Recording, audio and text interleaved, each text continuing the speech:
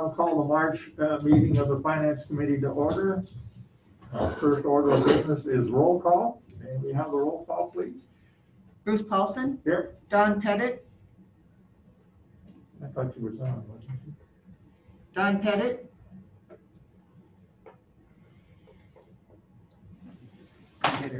Ron Kinsley. Here. Tom Duffy. Here. Stacy Hessel. Here. Okay, next order of business would be pledge of allegiance.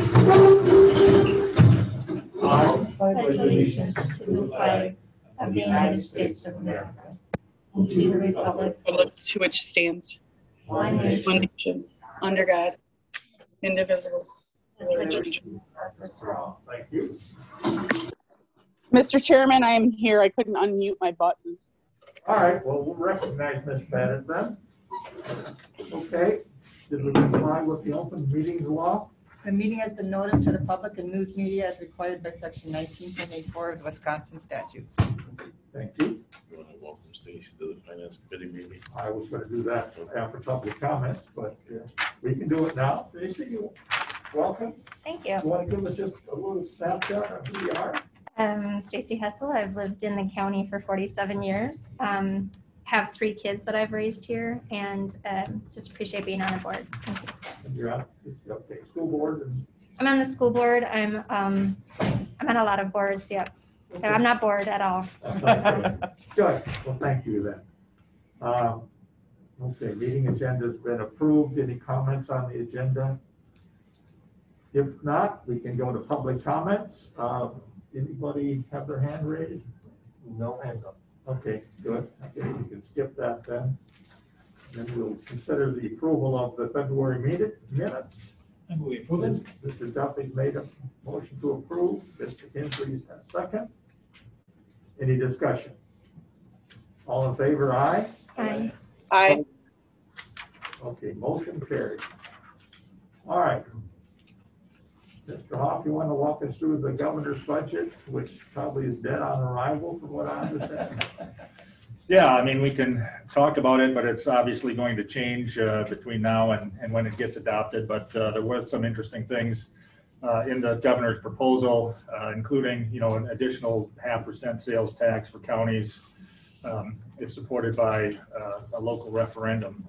On a call that legislative exchange that the WCA puts on, Voss and Bewley and the rest of the cast of characters there had a discussion about that. Voss, of course, said that's dead on arrival, which is unfortunate from the sense that, the sales tax option would be additional revenue, another $2 million into revenue to support our services. But it would need to be passed by a referendum. So he was saying, well, there's already an option for a referendum, that counties have. But that referendum is to exceed the levy limit, which puts the burden on property taxpayers as opposed to, the sales tax, which would perhaps broaden the payers of that revenue by out of county people as well. So we'll see where that ends up. There was some discussion both ways as far as what that revenue could be used for if it did pass, but we'll just let that conversation happen and see where it ends up. Okay. A lot of other funding opportunities that would help counties in there as well. Again, we won't go into detail until things get ironed out, but the Joint Finance Committee has announced their in-person public hearings coming up to talk about the budget. So April 9th at Whitewater, April 21st in Rhinelander, April 22nd in Menominee, and then April 28th virtual hearing done via Zoom. So that's an opportunity that we'll have to express things to the Joint Finance Committee. And in addition to that, Governor Evers has announced 6 virtual listening sessions of his own. And those are going to begin March 18th and wrap up by April 21st. And I don't have dates on those yet, but between those dates, you'll have 6 virtual listening sessions. The new COVID relief bill, do we have a sense if the county's going to get anything out of that? Yeah, let me just mention one more thing on the state. The WCA is sponsoring a Zoom meeting on the state budget on Monday at 8:15. So if you get the WCA email, you'll see that and you can log in to that. So that's kind of the first crack that the WCA will have to explain what's in the budget and give us an opportunity to talk about that. Then we usually talk on Mondays at 11 with WCA just to get updates as well. So between those two things on Monday, we'll learn a bit more. So that's what we know on the state budget. As you probably have heard, the American Rescue Plan Act was passed by the House yesterday, passed the Senate on March 6th, I believe. So it's awaiting the president's signature currently. So that I believe he's going to do on Friday. So that's a pretty extensive package that'll help, state and local agencies recover from COVID. It puts about $350 billion in new federal assistance to states, tribes, counties, municipalities. It's going to be over a 2-year period. Well, actually, we have till December 31st, 2024 to spend the funds that will be allocated directly to counties. And that was the change in this relief package. That's different than previous ones where the money was allocated to states and then the states decided how much they would spill down to the counties. National Counties Association was very instrumental in getting it inserted that counties should get direct payments from the U.S. Treasury. So Sawyer County, their estimated allocation is about $3.2 million. And those can be spent on certain things. They've got 4 things that they've kind of outlined to respond to public health emergency with respect to the COVID-19,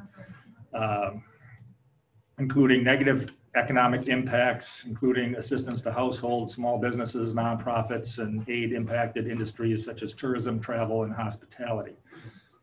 Second thing is responding to workers performing essential work during COVID, either through emergency funds or providing grants to eligible employees. The third thing is a provision of government services to the extent of the reduction in revenue due to the public health emergency relative to revenues collected in the most recent full year of the county. And lastly, make necessary investments in water, sewer, or broadband infrastructure. So, there's obviously some things in there that are going to help us. What will happen next is, after the president signs, we are expecting the U.S. Treasury to put out guidance as they have in the past as far as what qualifies for expenditures under this program. Unique to this program is also recovery of any revenue that we may have not gained because of the pandemic. So we'll look for that guidance to come out, and then we'll have to make plans on exactly what we're going to do with that. The National Counties Association is hosting a webinar today at 3 o'clock, just kind of outlining basically probably what I mentioned here. And then we'll get more guidance on that, as I said, as time goes on. But we should see, they're going to pay that out in 2 installments. So the first one we should get within 60 days of the governor or of the president signing. So we should see about 1.6 million within 60 days. And then the other half we would need to spend by December 31st of 24. And then there's some reporting that obviously we would have to do to show that we spent the money as it's outlined. And we aren't sure what that reporting mechanism is yet, but those things will come out as we roll along here. So that's what we know as of this morning. So we should put it on the April agenda for an update, correct? Yeah, I would think we'll be talking about this every month from now on. I know it's fresh, but is the finance committee going to have an involvement in where the money goes, how the money's spent? Yeah, I think that's one of the things that we'll have to talk about is how we do decide what kind of programs are going to be funded by this. Other counties around us and municipalities also got funding. So, it's going to be very significant, the impact that this will have on the economy or how we use the funds. So I think as we move forward, it's not just, what are we going to do, but as a region, what are we going to do? And so, how does that all come together? Not sure yet, but certainly this is probably the most significant thing we've seen in a long time. Good. Any questions for Tom on his update, state budget? Okay, good. All right, now we're going to do the courtroom addition timing borrowings. Do we have, our PMA representative on the line? No. No, okay. We did speak to him. Mike, do you want to just kind of cover what we covered with Sure. So, Brian Della yeah, from PMA? interest rates are currently increasing on bond borrowing, so it has generated some interest. Should we Right. consider speeding up our timeline for borrowing now that we know we're going forward with some projects? So we did talk with Brian Della from PMA. He's our municipal advisor for debt and borrowings. His take at this time really was, I'll just a couple bullet points that he relayed to us. Increases in the past haven't been sustained. He's not rushing to suggest going to the markets right now. It's not clear where rates are going at this time. His recommendation is to just sit tight for now and continue with project cost developments and the bidding process. So he feels it's a little soon. Not sure where rates are going to go throughout the rest of the year. There are options if rates continue to rise.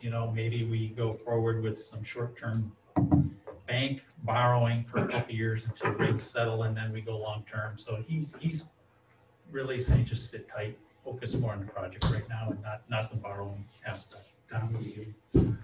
Yeah, that's his advice from his perspective. We've also, got some other concerns with rising construction costs and what's that going to do to our estimate. So we talked a little bit about that last night in Public Works as far as the significant increase in building materials.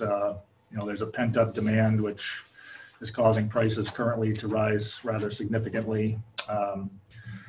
So, once we get into more exact details, and we talked a little bit last night about the timing of that. So, right now we've got Venture Architect as our architect. They're helping putting together the RFP, the request for proposal for the construction manager. That will be the general contractor in charge of the project. So we've got a draft RFP that we hope to kick out next week. There's some dates in there as far as that process, but that we should have a selection probably sometime in May, early June, maybe at the latest. Then there's more of a concerted effort between the architect and the engineers to develop the plan and the exact specifications and the materials needed, and probably bidding that not until I don't have that schedule in front of me. I think it was more like Early 22. winter of 22, was it? Early 22. With spring construction and starting in 22. So that's the timeline for that. So between the rates on the interest and the construction costs, two variables that are probably not going to help us in the long run. But So what's the trigger on the interest rate? Do we have a trigger that says if this goes to this, then we're going to do this, or we must have a plan for how we're going to approach it? Well, I think the other piece we kind of got to time out the borrowing is when you go to bond, there are spending guidelines. You got to spend certain percents at 6 months, a year, Right. 18 months. So we kind of got to coordinate a little bit of that with this project going forward. When we were discussing with Brian, there wasn't a specific, well, if rates hit this level, we should borrow. I've done a little bit of projecting on that, just running some estimates. Certainly, if rates go up between now and the end of the year, a percentage point, I don't know if they will or not, but if they do, I've got an idea of what the added interest cost is. But like I said, Brian didn't seem too concerned about it right now. It's just Okay. focus more on your project. You know, the Goldman Sachs is predicting interest rates, long rates to go up all this year. So. Okay. Yeah, with the spend down requirements, I mean, it's just too early to go bonding because, you know, within 6 months, we have to have 10% and within a Right. year, it's 40%. Yeah, so, you know, we wouldn't be able to meet those spend down requirements and then we're subject to arbitrage and. Yeah, no, I mean, are the spend down requirements IRS or there's another spend down requirement by the bond issuers? No, I think that's all right. IRS. Yeah, that's what I thought. Okay. Can we have an update on this next month too, please? Sure. Okay. Updated financial plan. Mike, do you want to take this? Yeah, I can. Can I start with a couple editorial comments? In my mind, this policy decision is almost as important as the budget policy decision. So, I mean, we're setting the long-term financial plan for the county. So it's important for us on this committee to understand what's in it, what's behind the numbers, and whether or not we even agree with the numbers. So that's why we're probably going to spend a few minutes on this section. And Bruce, I'm passing around, you had asked in one of your questions, you wanted to see some of the detail on the capital stuff. Right. So I am passing around what is in the 2021 budget. And for now, we can set this aside because capital kind of comes in at the end of this.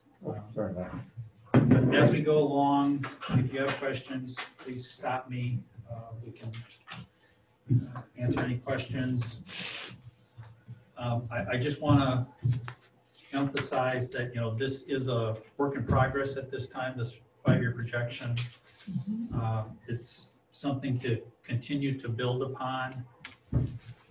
For example, you know, this projection is really just put together at this point, kind of projecting out over the next few years. You know, I think going forward, maybe in the April meeting, some of the focus can be more on what's the impact of the levy. I haven't really put that into this yet. I just kind of built this at this point, but now, you know, the next step would be, okay, this shows where the levy might go, but how does that correlate to what the levy limits restrict upon us? I haven't put that out yet in this packet that we're looking at. So the first page is just some of the assumptions I used. The projection includes the actual budgets for 2020 and 2021, and then I laid out here what assumptions I'm using for the 5 years that we're projecting. What's your starting point? I mean, are you using 20? I would say the starting point is the 2021 budget, Okay. building off of that. And like And sales tax income, that 2.5%, is that an annual increase or what is that? yes, that's, so each year I'm increasing 2.5%. How does that compare with what was our past experience?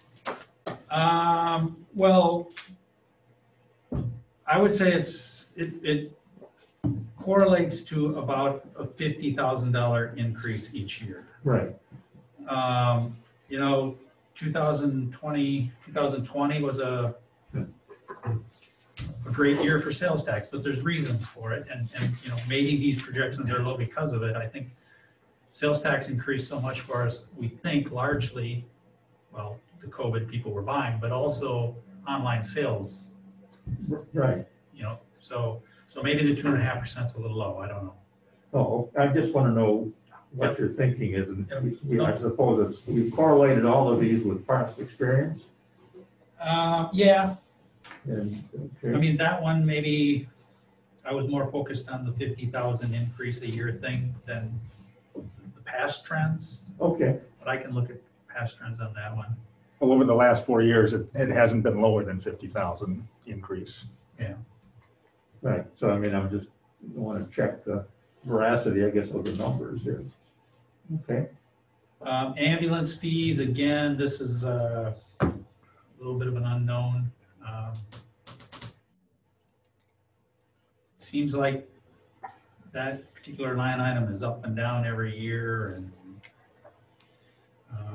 You know, I thought 2020 was going to be a good year for ambulance collections, and then it didn't hit the marks that I was hoping it would, but now we're finding out maybe there was some billing reasons why that occurred, and we should be getting some catch up in the billings, so we'll see where that one goes. Stumpage again there, I have not talked with Greg, that's just kind of an estimate. Stumpage does go up and down from year to year based on markets and conditions. So I don't know if 1.5% is a realistic number on stumpage. But you'll get confirmation from Greg. We can. I have not really followed up. You know, that would be part of the next phase of this is sitting down with departments. Sure. Okay. Hammering these numbers out a little bit better. Interest on investments, again, that one's pretty up and down depending on the economy. In the expenditures section, I'm using 1.5% wage increases. That's pretty standard what we've been doing. What maybe this doesn't reflect is we've also been increasing people below the control point. So maybe I should increase my percents here a little bit to pull in a little bit of that. I guess under the expenditures section, the one that I'm a little concerned about or uncertain about, probably is better way to state it, is the health insurance. Yeah. I'm just factoring in a 4% a year additional cost to the county. I'm hearing, I guess, that maybe health insurance is trending high right now, and those are maybe low percentages. But I don't know. But that's what I've used so far for the projections, and again, they're built off the 2021 budget. And you're gonna refine these and go back to the people who have the expertise like forestry and stuff? Yeah. Okay. All right. So turning to page, I believe it's page 9 on your. So this is just some charts and graphs summarizing off of the financial statements in the following pages. I think it's important to just go through these and define what's in these numbers so you have a feeling for what it includes and doesn't include. The first section being expenditures without other financing uses. What does that mean? And so on the next page, and I'm not going to that financial statement yet, but on the next page, I've set up revenues, expenses, other financing uses, other financing sources, and I come down to the general property tax. That's in a format that the auditors use when they present the audited financial statements. I stayed consistent with that for now. However, for our internal purposes, maybe we want to consider changing that a little bit in the sense that other financing uses represents for the county transfers out of one fund into another fund. So it's that transfer going out. It's not an operating expenditure. It's kind of it's just moving money around. Right, but it doesn't leave the county. It goes from one pocket in the county to another. Correct. I guess GAAP accounting, you would eliminate those transfers when you report your financials. Right. So under expenditures, it doesn't have a big impact. Where the impact is under the revenue section. Again, other financing sources includes the transfer coming into some fund. So again, same discussion that you just presented with the expenditures. It's not a big impact, and it's within the county. But the other thing other financing sources includes is proceeds from debt. So in the expenditures, you notice in 2021, 2022, expenditures are kind of spiking up and then they come back down. And that's mainly because of the courtroom addition project.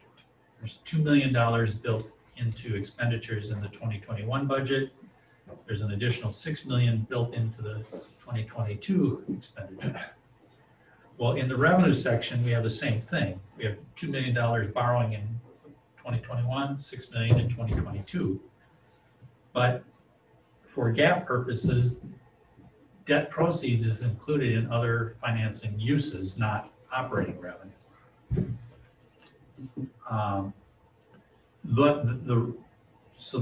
If you looked at the graph under the revenues, you see the revenues kind of coming down and then increasing a little bit. But if we included debt proceeds in that section, that line on the chart that would probably more represent what you see with the expenditures chart. So it's important to know this so you understand the graph, but I can change it, for our internal purposes. Bruce, what do you think on the proceeds?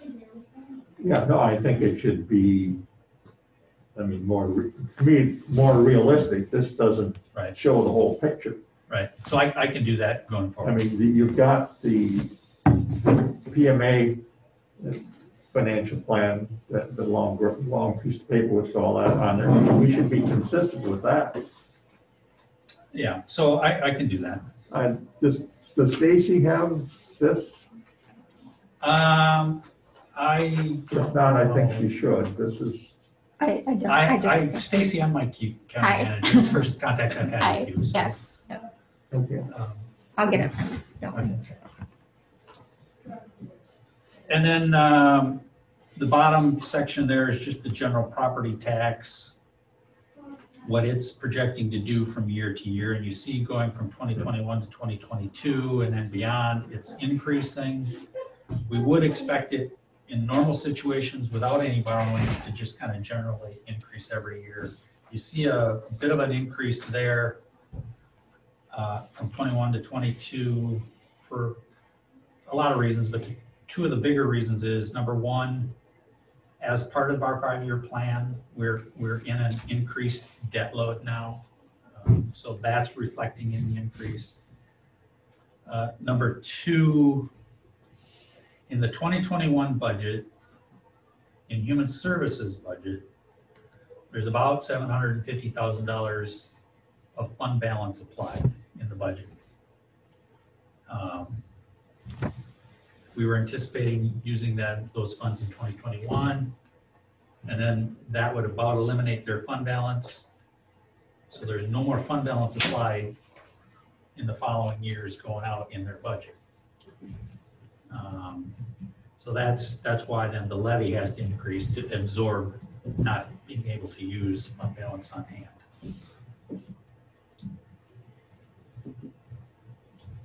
If you turn to page 10, page 10 is kind of the financial statement that these charts and graphs are based upon. Again, this is the format that the auditors use when they put the financials together for the audit report, except I'm combining all funds here. They usually show them separated out, each individual fund. I'm just combining all funds onto this one particular page, showing the 20 and 21 budgets and then the 5 years worth of projections. Under the expenditures in the top section, this particular report for expenditures is presented showing expenditures in their functional areas, meaning general government, public safety, public health, health and human services. And then down below, the revenues are broke out into classification, what type of revenues, whether it's intergovernmental, public charges for services, those kinds of things. So I had to change the battery in my pacemaker when I got to the 2022 percentage property tax increase. Right, and I need to look at what's going on with that. I haven't put a lot of analysis time into this because I've spent a lot of time building this. Just a good thing you got a battery. Yeah, if that's the case, I wouldn't have voted for the courthouse if that's going to drive the property tax up 27%. Well, the other thing that's in here again, historically, we have not budgeted for health and human services when they have to send people down to Winnebago. That has not been built into the budget or the levy. Is that realistic? Well, historically, that's what happened. Now they have people going down there. It is driving our costs up significantly. You know, we're talking again about human services. Right now, their deficit for 2020 is around $800,000. I'm hopeful it doesn't go any higher than that. So historically, that hasn't been built into the budget. Now we're in that situation, but for projections going forward, I've got it built in. So that's driving some of that too. Obviously, we're gonna have to find some kind of solution for that because we're not allowed to raise taxes to cover that. Right. Yeah, you know, you can't be borrowing and increasing property taxes that way either. Not for that. So. And that's two people in there now? I don't know what the number, at least two, I don't know. But that's a huge challenge going forward that we have to. Are there more people going down to Winnebago now than historically? Yes, yes. How many are going? I don't. Well, I think we've got two in there now. I think, you know, not only is it the number of people, it's the length of stay. I mean, we've got one person who is there, you know, all year long, if not two. I've got a meeting tomorrow or this afternoon, I guess, with Health and Human Services to talk about one individual. I mean, this is ongoing discussions. This is discussions with the state on funding for these individuals. It's an issue on, you know, how counties can be held responsible just because somebody moved here 2 days ago, now they're a resident, and now we have to pay for them for their lifetime. There's all kinds of issues that wrap into that. And as Mike alluded to, you know, historically the numbers, dollar amounts haven't been that high. But we've been increasing that budget in Health and Human Services incrementally, but and we talked extensively last budget cycle in Health and Human Services about how to handle that because it hadn't been budgeted. And the option is, you know, cut $1 million worth of services or use fund balance this year being last year, last budget for this current year, to sustain the current services until we either get something in the budget that helps that cause or find other alternatives of funding, or you know, none of those come through, then the only option we have is to cut services somewhere. And it doesn't necessarily have to be Health and Human Services. It can be somewhere, but as Mike said, you know, we've got levy limits and we can only spend so much money, so those cuts will have to come from somewhere. So that's the dilemma we're in. That's the major concern in the budget. You know, and as you look at the numbers, yeah, it's 27%, whatever you calculate it to be for next year, but that's, you know, all things being equal. And we run into this every year. We're always, you know, 10 million over, not 10 million over, but I mean, $1 million or $2 million over budget, and we need to fill the gap every year. So as we build each budget, we fill that gap. But if you look at what we're doing now, you know, the difference between the expenses and the revenue get further and further apart. And that's why we continually have to keep cutting or not providing services that we have in the past because the revenues don't keep up with expenditures. And keep in mind, you know, the 5-year plan is based on meeting the levy limits each year. Right. This projection is not based on meeting the levy limits. It's more based on what is the need, what is the cost right now. Okay, so that, Now, maybe we need to change that, but that's the way it's built. well, I mean, I think it's up to you, subject matter experts, what you want to do, but Right. I mean, I think we got to do something about a 27% property tax. I mean, Right. because the cut services, yes, but we can't cut the services, then we say we got more capital borrowing, and then we borrow the money and we increase property taxes. Right. Does Stacy, you understand what we're talking about, Winnebago? I just assume it's a mental health facility. Yeah, run by the state. Mhm. And they bill the county, what, how many $100 a day for residents that are in? Thousands a day per person, I think. Yeah, Just put them in a nursing home. That's $230 a day. These are high risk. Gentlemen, I have my hand raised, Oh, and okay. I've been listening.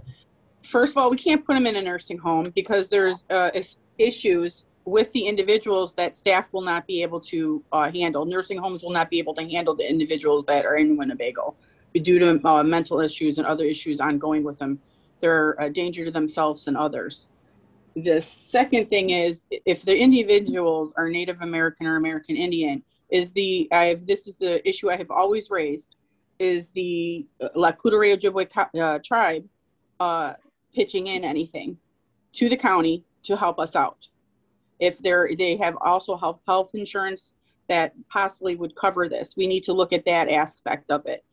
The projection is right on. We need to build it in the budget, but there is no way we know how many people are, with the pandemic that is going on, with mental illness that is exploding, the opium epidemic, and the drug and alcohol issue. This is what I've brought up. This is why I voted no on the courthouse, because this is what I knew was going to happen. And as I've always stated, there is no way I'm going to vote to ever cut any more services from the county, even if we have to do it. We are at the bare minimum as it is, and this is why we're at the situation we are at with Health and Human Services. So I'd like to find out if the tribe is kicking in at all. So Bruce, if I could just point out under the revenue section, Yeah, the last bullet point there is fund balance. Right. Fund balance applied. So you Yeah. notice in the 2020, 2021 budget, there's, big number. approximately $1 million. Again, in 2021, 750,000 of that is human services applying fund balance. But if you look at the years going forward, nothing significantly has been applied yet. Because I don't know what's going to be available to apply, but it also shows the bottom line on the levy, what the need or concern is going to be. And then the other thing I want to point out, again, we've already touched on this, but other financing sources, Right. that's where the debt proceeds are. Okay. And you notice in 21 and 22, they're significant because of the courthouse stuff. Right. But even the courthouse borrowings you're saying our property tax is gonna go 27% in 2022. That's a rough number, I know. Right. That's including everything. That's not scrubbing numbers. It's not Right. fixing it, finding solutions at this point. Realizing, of course, the property tax can't go up 27%. So, Right. I mean, that's a scenario that can't happen, but it does show you the disparity between revenues and expenses that we battle each and every year. Right. To Don's question about the tribe kicking in, is that an issue for this committee, or is that really Health and Human That's Services? Health and Human Services, and I mean, the short answer to that question is no, it's a county obligation and it's county funded. But that certainly is a discussion for Health and Human Services to, there's other programs that we had a discussion last night about one of them. And I don't know what the acronym is, so I won't try and say it, but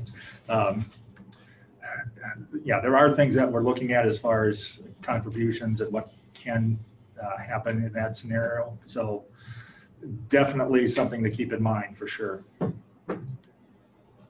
All right, so moving to page 11. Page 11 is taking the same numbers but putting them in a little bit different format. It's more putting them into what are the revenues and expenses by departments or funds. And I did not break out for this purpose other financing sources and uses. It's all included. But you notice there's 5 funds that probably account for 95% of our budget, 98% of our budget. General fund, health and human services, debt, capital, and highway. Everything else is pretty minor budget-wise to the total budget. Okay. And then the last page in the packet is just a summary on capital.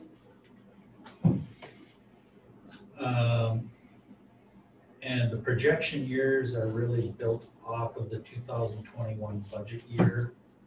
The 2021 budget year, this is part of the 5-year, the capital plan that we developed last year as part of the budget. I penciled in a column that said, are we, loan, are we borrowing for those items or not? And you notice, so we have capital improvement projects, there's just short of $400,000 that we have borrowed for. There's highway equipment that we're borrowing for, there's a highway bridge that we're borrowing for, and then the large courtroom. Okay, I kind of used those numbers as the basis going forward in the projection years. So in 2021, or in 2022, the projection for capital improvements, 375,000. It's really just based off of the 2021 budget. I don't, at this point, have a particular list that makes up that number. It's just kind of staying consistent with what we defined in 21. A few items I do know there's going to be a dam project coming up in the 2022 that we're going to have to, the Bruni dam. yeah. And then 2 years out, there's another smaller dam coming that we're going to have to work with. Do we have projections of the Bruni Dam, how much that'd be ballpark? I've seen them, I don't have them with Yeah, I me. mean, they're projecting about $318,000. I think that's our share. That's the county share. DNR, of course, pays half up to 250,000, and then I think it's 25% after that. They're just starting the engineering work. Well, they're talking about starting the engineering work. I think they want to get the engineering work done in 2021, closer to the end of the year, Okay. so they can roll in those costs into the 2022 budget. Yeah. That's what I understand. Yes, Ms. Bennett, go ahead. Can I ask, when did we vote to repair the Veterans Building? That was not in the capital improvement when we voted. That was taken out of it that was not, when we voted, that was not in there. Because I had this discussion, somebody actually asked the question when we voted on this in the county board meeting. I think there's two different things going on here. Okay. I think doing anything with the Veterans Building now, I think is on hold because of the courtroom addition project. That needs to be worked through. But what's in the budget is Veterans gets some grant money every year. And in the past, they didn't always spend their entire allocation, so they were accumulating that money. And Gary was holding that money to do some repair stuff to the building prior to this new project. But he's always included a little bit of money, his carryover money, in the budget in case he was going to do something that year.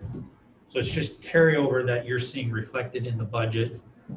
But at this point, nothing has been done and nothing is planned to be done until they know what direction they're going with on the. Would that be an expenditure, or would that be just used to fund balance? It's both. It's showing as an expenditure like $8,000, and then there's fund balance applied in his budget for $8,000. It's got a net zero, but that, I mean, that's what you're seeing when you look at the first item or two on that. Right. And that the revenue side is factored in somewhere else on these Yes. pages? Yes. It is, okay. All right. So what's the bottom line here? Well, I Work think- to these. I think for me, like I said, it's one, now working with the departments, how does this really compare? And I would say most departments are pretty constant. Yeah. Maybe the exception being highway. There's maybe more fluctuation with, depending on projects they're doing. And now focusing a little bit more on specifically the levy. Okay, here's what we think the need might be, but how does that fit in with what the levy limit is going to be, and what is that gap that we've got? Right.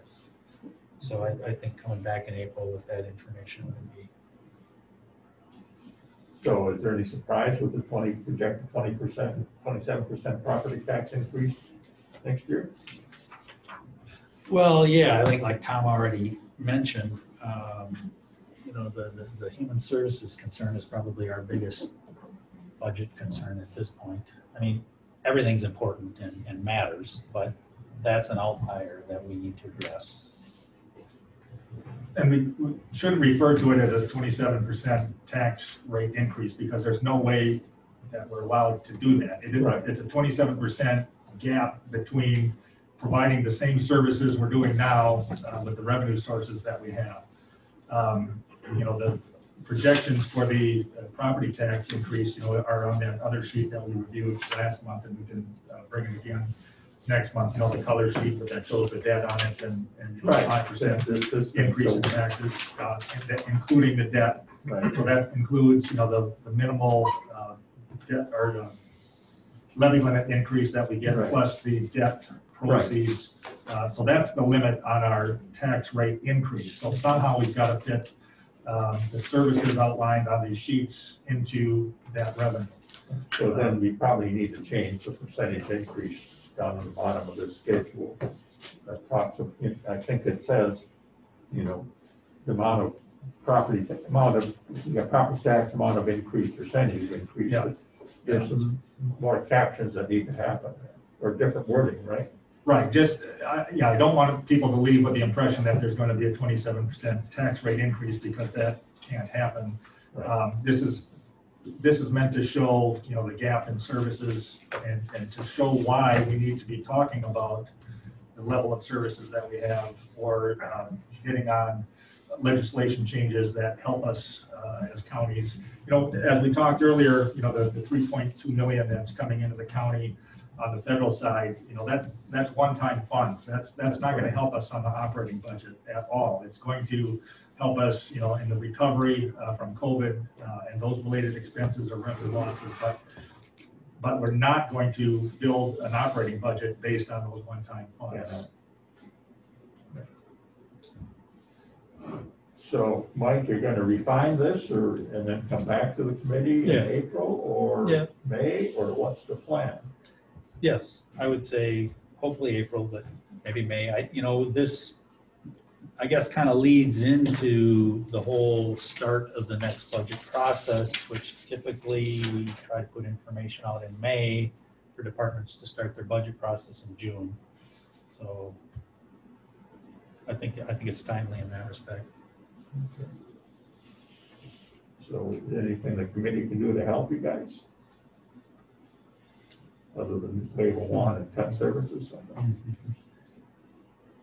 Well, I think, the discussions that we've had, with this and with the debt, helps you understand, where we're coming from on the accounting side. We get kind of technical on, the intricacies of that, and, some of the other board members who aren't in these finance meetings might not, get the hang of some of the nuances here. So, if you guys understand that and can help explain that as we move forward with other committees and the board, I think that's your goal, and it helps us out too. Yes, Mr. On the Winter Depot, are we out of that now financially? Is that, we have still an obligation, or what's going on there? We are waiting for the gentleman in Spooner to finish our submitting to the DOT for reimbursement. And I email him every week, and he's quit responding to me. So I don't know where we're at. He keeps telling me it's not a problem. It's not too late. I'm just so busy. I haven't quite gotten to it and finished it. The worst scenario was how much do we on the hook for? Well, we need to get back somewhere 225,000, somewhere in that ballpark, to break even. Do you have to go through this guy, or can you go directly through the DOT, or what? I'm not familiar with what's happening. Well, this was a project that the county got involved with. We were kind of the lead with the DNR and the DOT for the grant funds, but it really wasn't a county project. It was a Village of Winter project. The project is now complete. The county was advancing funds to do the construction of the project, and then we, through this DOT rep, we're going to submit forms for reimbursement. We're at that point where we need to submit for reimbursement, but he hasn't finalized the reimbursement forms. So Is he DOT or DNR? I believe he's DOT. It's Bill Zimmer. the person in Spooner is Yes, DOT, not DNR. I believe so. I'll check, but I believe he's We need to go over his head and get to the next. Well, I person. think we're getting to that point where, Yeah. yeah, we need to. It's too bad we can't implement some kind of penalty or interest for, Yeah. Right, so yeah, let us know. I mean, we can always talk to our state senator, our state representatives, and have them ask about it.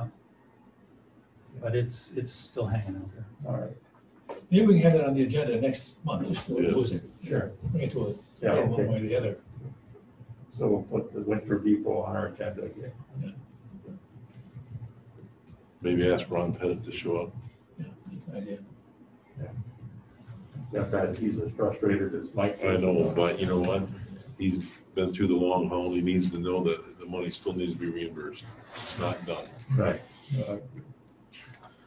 So any comments on the 5-year financial projection? Anybody have any thoughts, reactions?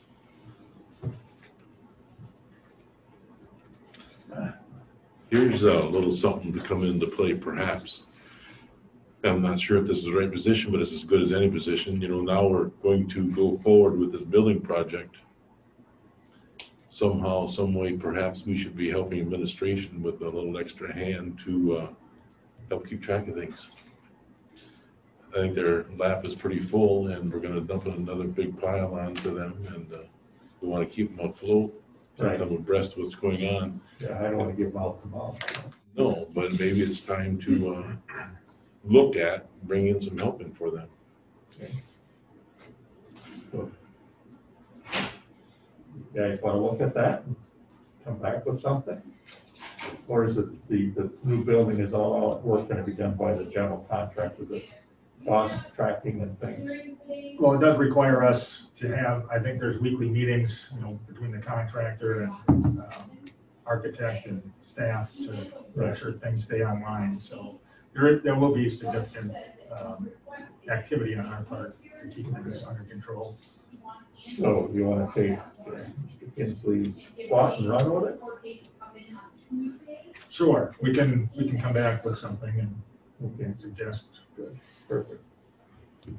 Any more on the financial plan? We'll see more next April, in April, okay, good.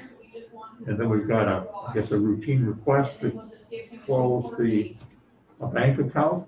Any, Like a motion to approve. okay, motion's been made and approved to close the Bancorp banking account. Is there a second? Motion's been made and seconded. Any discussion? All in favor, aye? Okay. Opposed, Aye. nay? Motion carried. Now, this would go to the county board or not? I remember some on the county board and some not. So, We'll look into that. If it's required, we'll get it on there. okay. Good. Then, Mike, you did a great job on collecting sales tax for the year. It was a good year. That boy. Hopefully it stays strong. Yeah, so the reason there's probably, the Department of Revenue probably hasn't figured out a reason why we're so much over budget. I mean, you mentioned that online sales could be it. I mean, it could be that Canada was closed to US visitors, Michigan shut down their resorts and stuff like that, and people just stayed here and spent money here. I know the resort owners I know said that they've never had a better season. Yeah, and we were fortunate, we saw increases. Not all counties Right. had increases throughout the year. There are reports online, you can go to the Wisconsin Department of Revenue website. There are reports where you can kind of get into the different sectors. Right.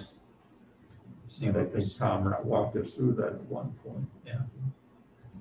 yeah. Okay, anything else? Oh, Lynn, how you coming on your, I guess Lynn and Tom, you've got a project to get the agendas out in compliance with the board rules? You want to update us on that? What's happening? For What's my, happening is Lynn waits for me to get stuff to her.